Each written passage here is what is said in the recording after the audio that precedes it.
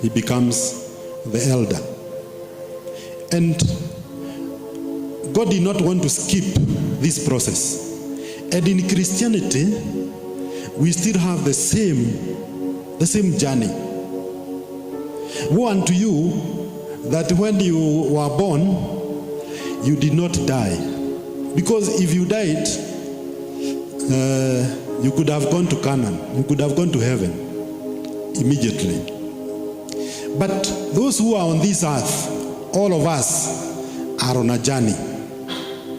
And in this journey, God is working on us every day. God is working on us. And that is why you came from home to this place to learn. You have to learn so that you can apply the skills that you learn here, so that you can become what God wants you to be, so that you can be able to have the qualifications to enter heaven, because we are not going to Canaan this time. But the journey to Canaan has some lessons that we would like to go through. And that is why I talked of the 7 lessons that we learn from the children of Israel. And so we see the 40 years was a long time. And in the 40 years, 2 things are happening. Number 1, among the many things that are happening is there is a barrier. The first thing they met was a barrier. And then the Egyptians were behind, coming, running. They wanted to attack them and return them back to slavery, because there were about 2 million people. Okay? They wanted that labor, free labor. They wanted it back.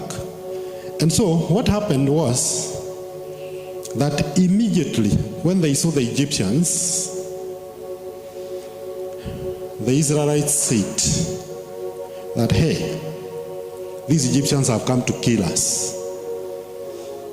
Why couldn't we have been let to stay in Egypt, where we used to eat, where we used to have peace as slaves? So you see, even before they have gone through the first barrier, they have already reflected that even though we were slaves, we were living. And so they had that mentality. The slave mentality started to be expressed by these people. And so what we learn from this story is that number 1, there was a shorter route to reach Canaan, but there were hostile communities along the way. And the Israelites were slaves. They were not military people. They were not trained to fight. And so they could have been killed by the Philistines. And you see, had they faced the war, and you have heard what they said around the Red Sea, they could not have persevered. They would have said, why can't we go back? Instead of fighting the second battle, let us go back. And God's plan for taking the Israelites to Canaan would have failed. God's mission would have failed. And for that reason, God wanted them to pass through the wrong route, so that he can have time with them to encourage them, to make them grow, even to get out the slave mentality that was in them. Number 2 is that when God is working on us, God also wants to gain something from working in us. And that is, He wants to glorify Himself. God always wants to glorify Himself. And I've told you that I'm teaching you this because God had favor on you. You did not die when you were born. And so, I'm telling you, the journey to heaven is not a short journey. It is not an automatic going to heaven. You are on a journey, and you don't know, it will take long. Heaven is far, and it will take long. So in the process of you being with God, God is taking you through a route that He wants to mold you. He wants to make you better. And as He does that, He wants to glorify Himself through you. So look at the first thing that God did to glorify Himself. He made a way in the Red Sea. He made a way in the Red Sea. Where there was water, there was a wall of water on this side and a wall of water on the other side. And the Israelites crossed. The barrier that was was a surprise to them and they didn't know what to do, it was no longer a barrier. God created a way through and they passed.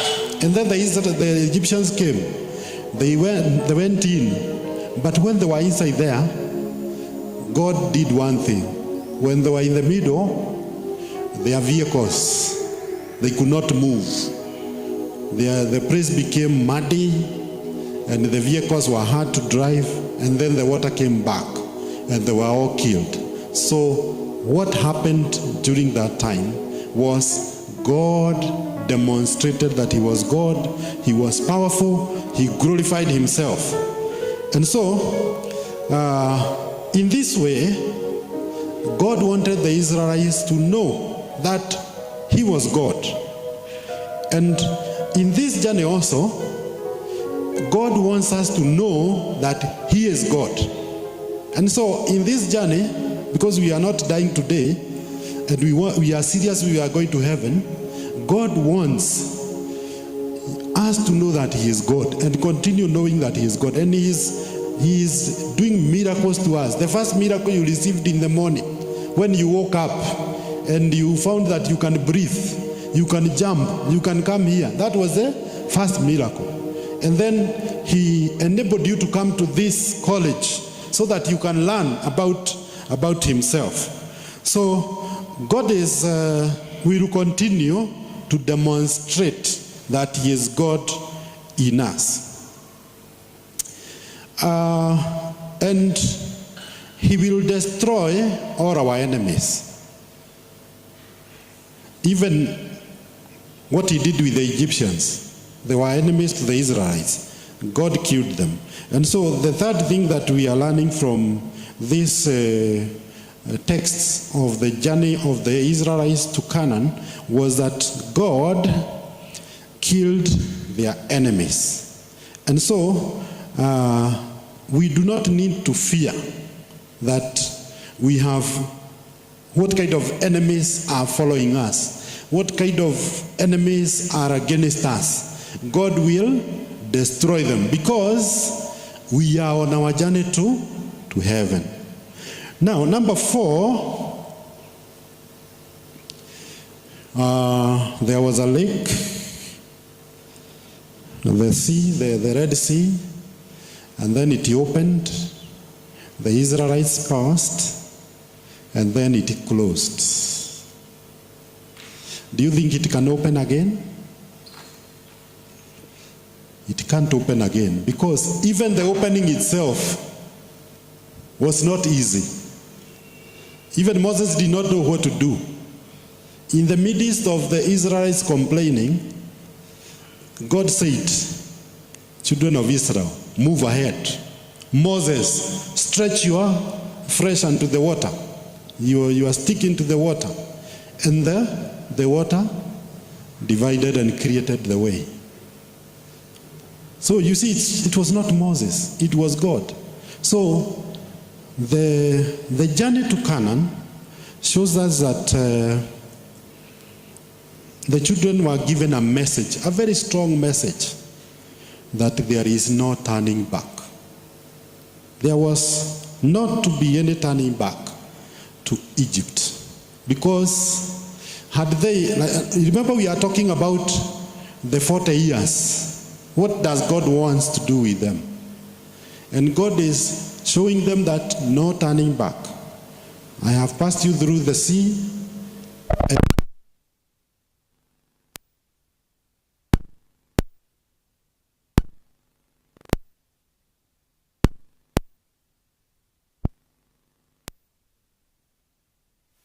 And when it is closed, you cannot do anything else other than to just to remain with your God and to do what God wants. Otherwise, you are in the desert alone with your God. And we know that we know what happened in the desert. These guys had food every day in the desert.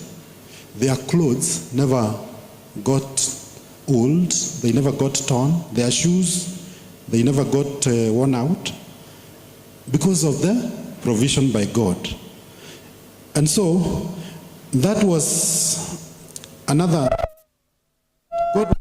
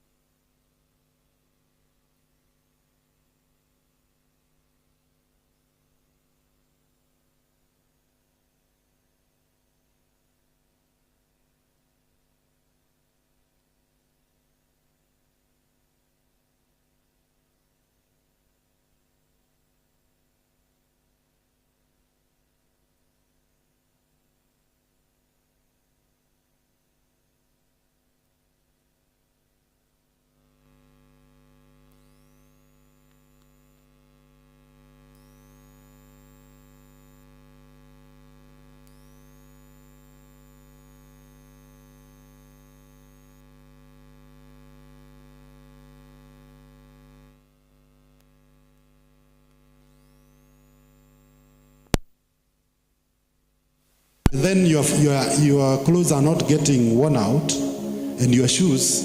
I mean, he is providing for you. That means he has a great plan for you. The other thing that God wanted from these children of Israel was, when God has done all that, He has gotten you from Egypt, He has closed you the sea, He is continuing to provide for you. Definitely He expects that hiyo mdomo yako iwe mature. Yeah? You know, it is wrong for even us as parents, or even yourself, those who have gone to school. You go to school, you are trained, and then when a teacher asks you a question, you answer it like you never went to school. Incidentally, this is our biggest challenge as Christians, the issue of trust. Trusting God is where we have a big problem. And it is demonstrated in the book of Numbers. Numbers 13. These are guys who are in the God's university, yeah? Like us.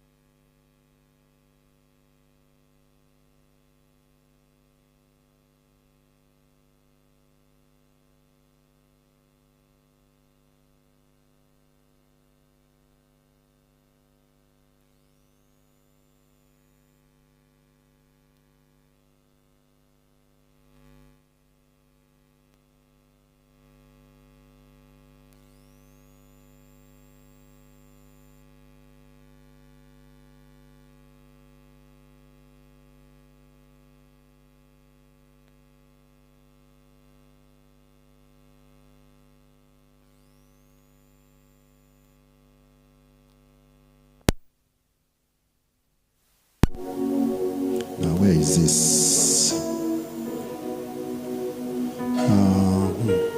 Okay. Now, this verse, yes. Moses, where is that? No, this 13. Sorry, I was in 14. 13 verse 30.